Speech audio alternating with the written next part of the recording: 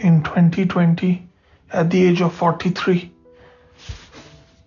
I was diagnosed with a brain tumor, a stage 4 glioblastoma.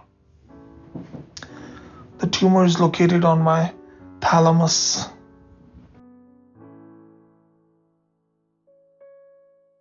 At the time of my diagnosis, I was an associate professor in biomedical informatics at Emory University, and one of my areas of research was trying to make sense of data that we collect over the course of somebody's treatment. And one of the diseases that I was looking at was brain cancer, which is kind of funny, I feel. I have a dark sense of humor. But when the doctors said that after the biopsy they thought it was a glioblastoma, I knew right away what my outcome was and what the treatment was going to be, which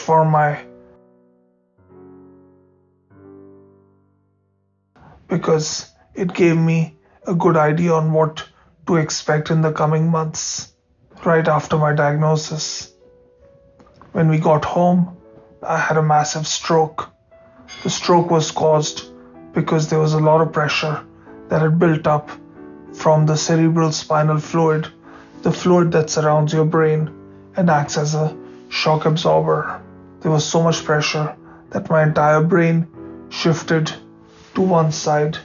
That's called a midline shift. I was admitted into the ICU and put on a ventilator for a couple of days. This was right at the point when the pandemic was getting started, and because of COVID, my wife and daughter weren't allowed to visit me, which was very rough on them. Because how does one explain a 9-year-old kid that they can't see their dad who's admitted into the hospital? So I underwent radiation and chemo. My chemo was actually a series of pills that I had to take at regular cycles, and then radiation, which wasn't that big a deal, because in radiation they first fit you with a mask to hold your head in place and then zap the tumor to try and burn as much of the tumor as they can without operating on you.